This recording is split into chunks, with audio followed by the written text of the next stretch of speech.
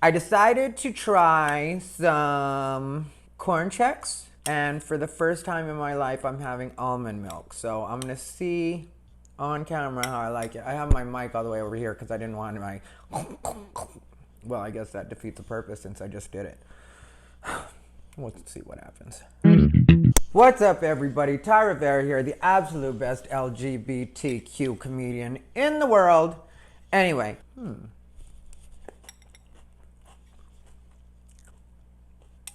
I guess now that I'm done waiting for anything, it just tastes like corn checks and milk. I thought I was going to give you guys more of a reaction, but instead, I'm just eating a bowl of cereal. You know, it's occurred to me in the last couple of days or so, well, since I started talking about, the depression I go through during this time of year and that stuff, people seem to feel like they have to do something for me, and that's not the case. The best thing anybody can do for me is just not get in the fucking way. You know what I mean? Like, just don't be an unnecessary asshole. And I don't mean this towards anybody, even though there might be a couple of people that think I mean it towards them. I don't. If I did, I would just say it right now. This is not personal like that at all.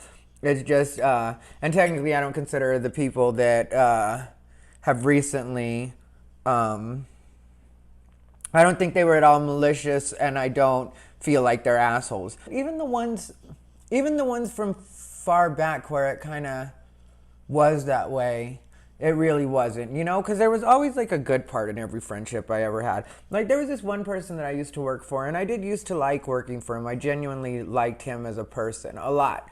And then there was just a point where all of a sudden he started arguing with me about stuff where it was just like, we should never have to argue this. Like, this is this should just be part of the way everything works, And I would never talk bad about him, though. I mean, like, some of my friends do. But, their thoughts aren't my thoughts, and I'm not going to tell them their relationship with this particular person wasn't my relationship with this particular person. So they have a right to feel whatever they feel. But for me personally, this person did help me through a rough part, and he has his own way of helping, and but it was exactly what I needed to happen at that time. So even if somebody pisses me off afterwards, unless they do something really fucked up, and even that I've just started to let go of, because I really don't care anymore about a lot of stuff, Like, when it comes to, like, the negative way of caring about things, like I said the other day, I like to examine things, I like to extract my lessons from them, but I don't feel, even towards, like, I think about certain people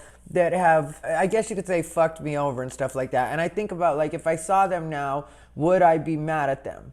And if I was mad at them, what would I be mad at them about? Like, would it be that same thing from however many years ago? Well, if my life has moved on, and that just was a lesson in my life or something that happened, why should I still be angry about it now? Like, I'm not gonna lie and say I'm exactly where I want to be right now. But I can't, at the same time, I can't say that life's taken me on a path that I'm not enjoying right now, even if foolishly. But, I'm just, I don't see anything to be bitter with people about. And I know some people feel differently about me. People will tell me, like, certain people said certain things or whatever. And, in some cases I don't mind telling the story. But even when I tell the story, if you ever talk to anybody that's ever, like, heard me tell some of these stories, I might start doing them on this sometimes too, but not saying the names or anything like that. I guess I sort of did already today. But, I wasn't at all disrespectful about it. And this person really helped me at a point. Like, the arguing for nothing is just what I can't do. And that's the point of what I'm saying right now, is just like, it's like when people just want to argue about stuff that's very basic, I quickly tune out. I'm just like, yeah, I don't ever want to do this. Like, for me, if you have a problem and you want to talk it out, I'm here for that. You know what I mean? If there's an actual discrepancy, but like, in a lot of cases, what I find is with actual discrepancies, they're usually like that quick to figure out. Like, you could just be like, oh yeah, that's, this should actually be this, and that should actually be that, and that's what the thing is. But when it turns into, like, just kind of debating stuff that's so basic and like, yeah, we should not be arguing about this. Like, it's just a waste of both of our time. We have other things we could be doing with this time, or at least I know I'd rather be doing other things with that time. You know, because that's they're the biggest time waster. Like, if you know a person like that that's truly like that, because any of the people that I've been dealing with lately where it's happened like that, it's been a misunderstanding and a different way of communication. So that's something I stay open to as well. And I will get very frustrated with situations like that sometimes just because it's so far removed from the way I'm thinking at that moment. But I'm trying to account for it more. It doesn't mean I'm going to completely excuse it because in the end, with the particular situations I've been in, I really have been in the right because I'm just about like, we just need to get this done. So one way or another, let's just figure out how it has to happen and let's get it done because that's what we need to do, And so I'm not at all like, just being like bully or I have like this fucking I don't have time for that. Like, there's people that are better at doing certain things than I am, and I wholeheartedly respect those people for having a different talent or a different skill set than what it is I have, and actually applying that and contributing. And that's the only kind of people that I'm around right now. So it really is just communication. Different styles of communication. I try not to vent too much about that stuff because it makes it seem more dramatic or than it is, but sometimes it's just good to talk about life. Sometimes people ask me how I'm doing in regular life and I feel like, don't you watch my YouTube? Because I don't mind telling you, but I shouldn't have to, not if you really know me. But yeah, overall I'm doing well. Chris Doran is getting here, him and his lovely wife Mandy. Oh, I like Mandy so much. She puts up with my stupidity. She just let me stay at their house all the time. And I know in relationships like that, if the woman says no, it's no. So I appreciate Mandy letting me stay so many times. And for so many days. One time I was there for like 2 weeks. It was hot as fuck that trip. Hot. Ugly hot. But yeah, everybody, my friends, don't worry about me even when I say I'm a little depressed. Or I put up a Facebook post where I just said that I'm half broken anyway right now. And that's, I grew up very close to my sister. We weren't always just having outside friends over and stuff like that. And so, when you grow up in a family like that, and we were really best friends and, like we lived here in Vegas together when we were much younger, just the two of us. But yeah, we lived here together and,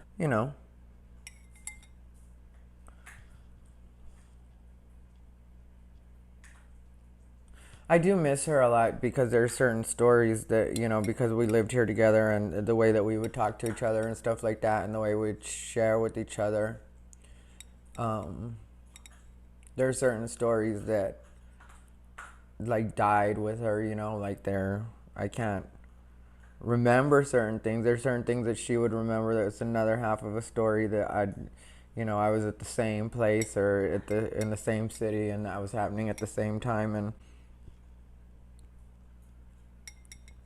or just a way that she used to joke, like she's very funny. But always picks up on the more subtle part of it. Like in comedy terms, there's a punchline and then people say something after, and that would be the tag. And sometimes the tag is the throwaway. And you'll notice that in movies too, you know what I mean? Somebody will say what's clearly the funny line, and then somebody will say something after, and then that's like, kind of it accentuates, but sometimes it is a throwaway. Like I have several tags that are throwaway or, sound like a throwaway, but once you catch them, they're bam. She was more of a tag person than a punchline person, like what she would laugh at. And so it would really give me another viewpoint on certain things on movies or stuff like that. So, but I miss her, but it's not what's it called thing where it's like, oh, I'm gonna kill myself or anything like that. It's just like, it's that kind of sadness right now. Like, like I've mentioned that, the suicide thought, it has, we don't like to admit to that, but every once in a while it does pop in. And I think that's just normal. But like for me, it's not like any like worse than the average person, because, the average person does think every once in a while. And I'm sure even if they don't want to admit to it, there's every once in a while where you're like, and sometimes it's for really trivial shit, you're like, I could just kill myself right now. I don't even have to do this shit. And for a split second, at least, you think about it. Like with me, I usually, like, sometimes I really, like, think about it, but not in a bad way. But I'm like, I live alone. It's just me and Bijou. How long would it take for anybody to even notice? And then, what if, could you imagine my suicide note? I could really fuck some people's lives up. I wouldn't do that though, especially on my way out. But it would be a hell of a, like just like, what? Like the thing that's annoying to me was I had like sometimes I joke about sexual harassment, right? Like, how it's not really that big a deal. And for me, to a certain degree, that is true. Like, just as far as if somebody asks you out or says your sweater looks nice or something like that, then that can be completely benign sometimes, and it doesn't have to be addressed as sexual harassment. Now, if you want to tell the person one-on-one, hey, I'm not particularly comfortable with you talking to me that way, maybe you have a hang-up about certain things, or you know what I mean? And I'm not saying hang-up in the bad way right there. I'm like, sometimes I have hang-ups, they're just fewer and further between the more I just like train my mind to not care about that. But when it comes to actual sexual harassment, I can definitely respect when people have to address that as a problem, because that's something I dealt with. And there was a part where I was very angry about it. And I can tell you, you're not angry necessarily because of the sexual harassment part, even though it will steal certain moments from you. Like, that's where I get people in certain ways. Like, it will steal certain moments for you, because like if you have someone that's being a creep with you and you're having a big day, which this was my case obviously, and that person just keeps harassing you. I mean, like, it's one thing to joke or kind of flirt joke or whatever, but it's worse than that. It's creepy. And then you have to be in a professional situation together where you're doing photos, and then the person licks your ear. And you're already grossed out because they're flirting with you and you don't want it. And you already let them know that you didn't want it, weren't interested, like a while back. Like sometimes people just keep going though. You know what I mean? Like it was like at least 3 times where this person was just harassing the shit out of me. And the third time was the worst, and the one where I was having a big day. For me, a big day. And then this is being taken because this person won't stop being creepy. So instead, I spend the rest of the day kind of hiding, trying to stay away from this person. And then like to see them representing themselves in a particular way, that's where I think your ass gets burnt. And that's the part you have to get past and just understand that their karma is going to be their karma, and that karma does a better job of that than you ever could.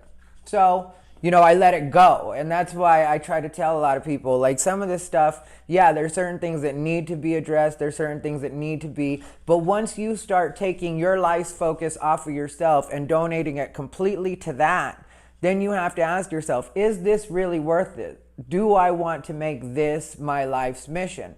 And I don't mean like getting involved in social work, or those are productive ways, in my opinion, to deal with it. If you decide to help other people that may end up in a position that you were in, or, like when it comes to, and when I say that, I'm talking about not only, when I say social work, I'm not talking about not only from the sexual harassment part side, but like, sexual assault, like all of that stuff. I'm covering all of this when I say this. And like I said, I'm a person that's dealt with all of that stuff on different levels. It's just the way my brain actually compartmentalizes it, and the way that I ingest it and even digest it is different than I think a lot of people think on those types of things. Like, no matter how big anything is, I always remind myself shit happens. You know, and it sounds silly and it sounds like you're over trivializing everything, and that's not what I'm trying to do at all. I'm just telling you what's been a good, and I wouldn't even say coping mechanism, because it, like, you know, when you really take that feeling from it, that part from it, then you can look at it and be like, okay, why is my brain doing this, and why is this connected to this, and you know. But first you take the release of shit happens, like, you know, like I have fucking ended up in a stupid position, and like, see, that's the other thing, like that's the way I kind of talk to myself sometimes, and people would call that victim blaming, but I'm saying that if you do it yourself, it's not victim blaming, it's self-examination. It's like, you know, if you get in a car accident, there's nothing you did, and like, let's even say the person is DUI, you know, they're in a car, they're DUI, but you still possibly, when you think about the actual situation, if you take the trauma part out of it and the fact that you've been in the accident and you're a little bit further removed from it, you know, maybe a couple weeks out or maybe even a couple days out, and you're really just like able to think about it, maybe you're like, if I'm being completely honest with myself, I was texting right before I got hit by this DUI, you know, the person that was drunk driving. And that still doesn't mean that person should have been drunk driving, and that still doesn't mean that they were not careless and stupid and definitely in the wrong. But at the same time, if you had been paying a little more attention, maybe you might have seen, so what can I do moving forward? Well, that one already happened, so I'm not going to beat myself up and be like, oh, I'm the dumbest person in the world. But what I can do is, from this point forward, not worry about texting when I'm driving and just actually drive, since stuff can happen and maybe my car got, you know, some damage or whatever like that, but it could always be worse. I'm still alive. So that's the way I look at pretty much everything, you know, like times in my life where even I haven't been happy with myself, with what I was doing, with the person that I was, you know.